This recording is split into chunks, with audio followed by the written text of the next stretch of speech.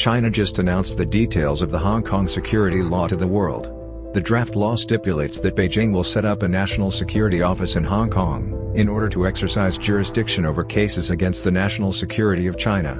This could mark the termination of Hong Kong's 23 years of autonomy. It is still unknown when the bill will become effective.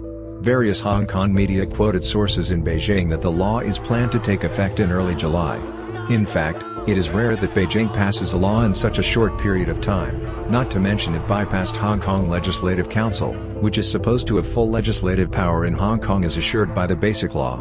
According to Basic Law, public consultation should be carried out in case of new legislation. However, it appears that Beijing has bypassed this code. The next Legislative Council election of Hong Kong will take place in September. In the previous term in 2016, the Hong Kong government asked candidates to sign an agreement to show their commitment to the Hong Kong SAR and Basic Law, and affirms that he or she has no inclination for Hong Kong independence. However, despite signing the agreement, several Democratic political parties' members were disqualified and banned from the election.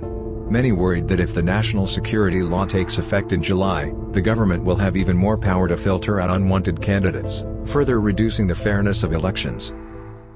Hong Kong China expert Johnny Law described to BBC that Beijing has already destroyed the one country two system. Beijing controlled Hong Kong's policy by controlling the government, the legal system, and buying out Hong Kong media. You can't say it's still the one country two system, said Johnny. Hong Kong Demosisto Secretary Joshua Wong posted on Twitter that, Beijing clearly plans to target human rights bodies or activist groups like us. More importantly, the penalty under the new offense is heavier since detainees may face life imprisonment or even death penalty. 香港如果讓中國國安執法嘅話，香港就唔再係一國兩制香港，係一國一制嘅香港。In China, national security cases have higher conviction rates. Many lawyers who fought for human rights have been persecuted. According to China's official media, Beijing just held a three-day meeting of the two conferences, NPCSC and PRC, that closed on June 20. An agenda released afterward revealed the details of the widely concerned